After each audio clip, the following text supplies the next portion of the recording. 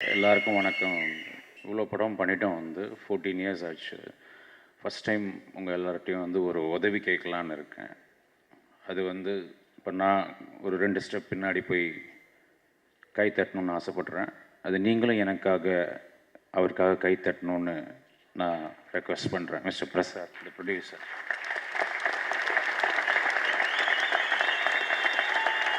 நான் இன்னைக்கு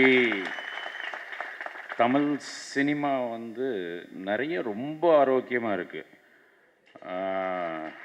dark comedy, அப்புறம் செக்ஸ் காமெடி, அப்புறம் இந்த காமெடி அந்த காமெடியை தவிர வேறு எந்த படத்தையும் யாரும் தயாரிக்க முன் வர்ற, எனக்கு தெரிஞ்சு இது ஒரு 15-20 வருஷம் கழித்து இது ஒரு டார்க் பீரியட் ஆஃப் தமிழ் சினிமான்னு சொல்லுவாங்க.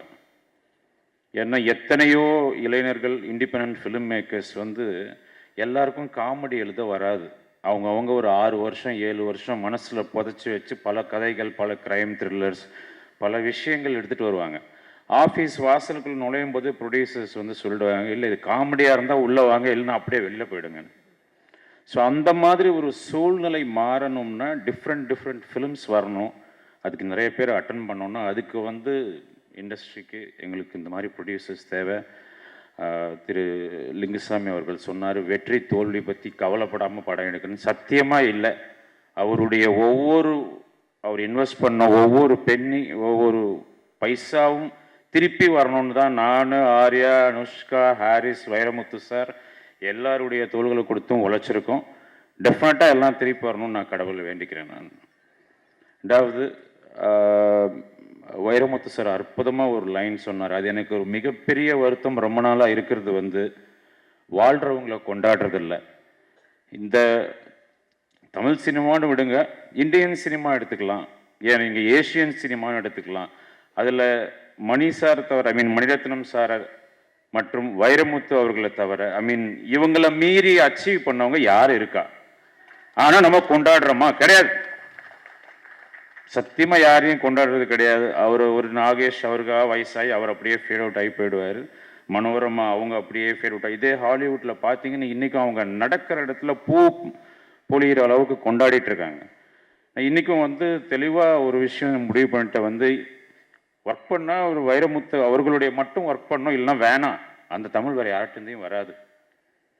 ஸோ ஃப்யூச்சரில் எப்போ ஒர்க் பண்ணாலும் என்னோடய ரெக்வெஸ்ட் தெரியும், அவர் கூட ஒர்க் பண்ணுறது நான் பயந்துக்கிட்டே ஒர்க் பண்ணோம். கொஞ்சம் பின்னாடி போவேன், சரியில்லைன்னு சொல்கிறது கூட ரொம்ப தயங்கி சொல்லுவோம். ஆனால் எனக்கு ஒரே ஒரு சந்தோஷம், என் வாழ்க்கையில் அவர் கூட ஒர்க் பண்ணிட்டோன்னு. அதே மாதிரி ஒரு 87 இல்லை 93 தெரியல எங்கள் அம்மா என்னை ஒரு படத்துக்கு கூப்பிட்டு போனாங்க.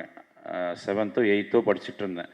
அதை பார்த்துட்டு தான் நான் ஒரு ஃபிலிம் மேக்கர் ஆகணும் அப்படின்னு முடிவு பண்ணேன். நான் அந்த லிஸ்ட்டில் நான் இருக்கேன். ஐ திங்க் கௌதம் இருக்காருன்னு நினைக்கிறேன், லிங்குசாமி இருக்கார். ஒரு என்டையர் ஜென்ரேஷன் ஃபிலிம் மேக்கிங் வரவழைச்ச மணிரத்னம் சார். அவர் இல்லைன்னா நாங்கள் யாருமே இல்லை, சத்தியமாக சொல்லுவேன். அதை பார்த்து வேற ஒன்றும், அதை பார்த்து முடிச்ச உடனே வெளியில் ஃபஸ்ட்டு தாட், 7வது 8வது படிக்கிற பையனுக்கே டைரக்டர் ஆகணும்னா எத்தனை பேர் ஆனாங்களோ தெரியல. நிறைய பேர் வெளியில் சொல்லலாம், பல பேர் சொல்ல மாட்டாங்க. எனக்கு நான் யார் கூடயும் ஒர்க் பண்ணல அப்படின்லாம் சொன்னாங்க. அது மணிரத்னம் சார் படத்தை நாங்கள் அவருக்கு தெரியாமையே ஒர்க் பண்ணியிருக்கோம். ரோஜா போட்டு அவர் ஒரு சீனும் எப்படி பண்ணார், என்ன பண்ணார், இப்படி பல பேருக்கு அவர் குருவாக இருந்திருக்காரு. அந்த மாதிரி லெஜண்ட்ஸை 100 வருஷம் எனக்கு சத்தியமாக தெரியாது. ரொம்ப ஷாக்கிங்காக இருக்கும். 100 வருஷ சினிமாவில் செத்தவங்களை மட்டும் கொண்டாடுறாங்க. செத்தவங்களை கொண்டாடுறதுக்கு நான் நேரம் கீழே பார்க்கவா போகிறாங்க, நீங்கள் கொண்டாடுறீங்களா இல்லையான்னு. இங்கே இருக்கிறவங்களை கொண்டாட பழகுனா ரொம்ப நல்லாயிருக்கும். இந்த படத்துக்கு எனக்கு கிடைச்ச உழைப்பு சாதாரண உழைப்பு இல்லை. ஆர்யா, அனுஷ்கா, ஹாரிஸ் அண்ட் ராம்ஜி, பாஸ்கர் எல்லாம் அவங்க எல்லாருக்கும் என்னுடைய தேங்க்ஸ். ஆஸ் யூஷுவல் நான் எங்களுடைய எல்லாருடைய ஒரே எய்மும் இந்த படம்